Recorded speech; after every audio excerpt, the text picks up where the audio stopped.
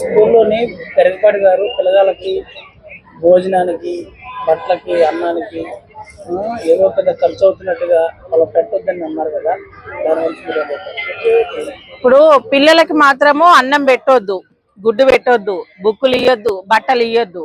మరి free bus ఎందుకు? ఇవన్నీ ఎందుకు పెట్టిరు? ఇప్పుడు పిల్లలకు అన్నం పెట్టే దాంట్లోనే వచ్చిందా రోగము? సోపానం గదిలో పెళ్లి పిల్లగాని లెక్క ఉంటే వాడు చదువుతాడా అంటున్నావు. మరి నువ్వు కూడా అదే గవర్నమెంట్ స్కూల్లో చదివినవే కదా, మరి నిన్ను అట్లే కూర్చోబెట్టిరా? నువ్వు కూడా పంతులువే కదా, నువ్వు అట్లే కూర్చోబెట్టినవా? మరి ఇప్పుడు రైతు బంధు ఇవన్నీ వేస్తురు. దీంట్ల గురించి కూడా మాట్లాడాలి కదా నువ్వు. దీంట్ల గురించి కూడా మాట్లాడాలి. పిల్లలు తినే తిండి మీద వాడి ఏడుస్తున్నావు, నీకు కొంచెం కూడా సిగ్గులేదు అంటున్నా నేను. పిల్లలకైతే తిండి మీద ఇంకా నీ సొమ్ము పోతే మాత్రం ఇంకా ఆగకపోతుంటారా నాయన నువ్వు? ఇంకా నీ సొమ్ము పోతే మాత్రం ఆగకపోతుంటివి. పిల్లలు తినే తిండి మీద ఏడుస్తున్నావు, గుడ్డు ఎందుకు పెడుతున్నావు, వానికి బుక్కులు ఎందుకు ఇస్తున్నావు? నీళ్ళ ఇస్తున్నావా లేకపోతే నీ అత్తగారి సొమ్ము ఏమని ఇస్తున్నావు మాకు? ఏం అవసరానికి నువ్వు మాట్లాడడం? నీకేం అర్హత ఉంది?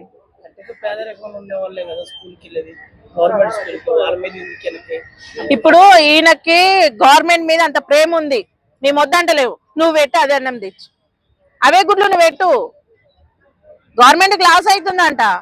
ఫ్రీ బస్ పెడితే లాస్ అయితలేదు, గవర్నమెంట్కి ఏ నష్టం జరగట్లేదు. ఇప్పుడు 5 ఎకరాలు ఉన్నోనికి రైతు బంధు వేస్తుండు, 10 ఎకరాలు ఉన్నోనికి వేస్తుండు, 30 ఎకరాలు ఉన్నోనికి అల్లే వస్తలేదు ఆ లాస్, అల్ల లాభం వస్తున్నది.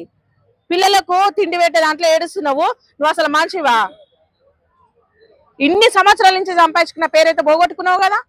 చిన్న పిల్లలు శోభన గదిలో కూర్చున్నట్టు కూర్చుంటారు. సిగ్గుందా నీకేమన్నా? ముసలోని వైన గింతనన్నా ఏమంటారుగా చింత వచ్చిన పులుపు సావదన్నట్టు నీకు ఇంకా సావనట్టుంది పులుపు. సిగ్గు లేకుండా గివా నువ్వు మాట్లాడేది? చేపడానికి ఇజ్జత్ లేకుండా ఇంటోనికన్నా ఇజ్జత్ ఉండాలంట. ఇంటోనికి లేదు ఇజ్జతి, అందుకే నువ్వు అన్ని చెప్తున్నావు. ఈ మధ్య చిన్న వీడియో కూడా వైరల్ అవుతుంది, జనాలు వచ్చి సెల్ఫీలు దిగుతుంటే పక్కకి వెళ్ళిపోతారు. నేను కూడా చూసినది. ఒక ఆయన కొంచెం ఆయన ఏజే ఉంటది, సెల్ఫీ దిగుతుంటే ఇట్లా ఇట్లా ఇట్లా. మరి వాళ్ళంటే కదా నువ్వు వాడొచ్చి కూర్చుంది, వాళ్ళు కట్టిన పైసలతోటే కదా నువ్వు వాడొచ్చి కూర్చుంది. నీ ఇంట్లోకి వెళ్ళి ఇచ్చినావా? నీ ఇంట్లోకి వెళ్ళి పెట్టినావా మీటింగు?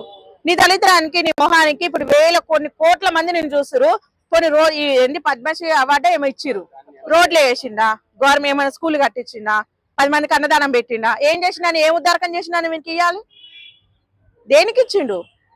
ఇవ్వాల్సిన అవసరం ఏముంది? ఏం ఉద్దారకం చేసిండు? హాస్పిటల్ కట్టించిండా, స్కూల్ కట్టించిండా, రోడ్లు వేయించిండా, లేకపోతే వికలాంగులకు ఏమైనా సాయం చేసిండా, వృద్ధులకు ఏమైనా సాయం చేసిండా?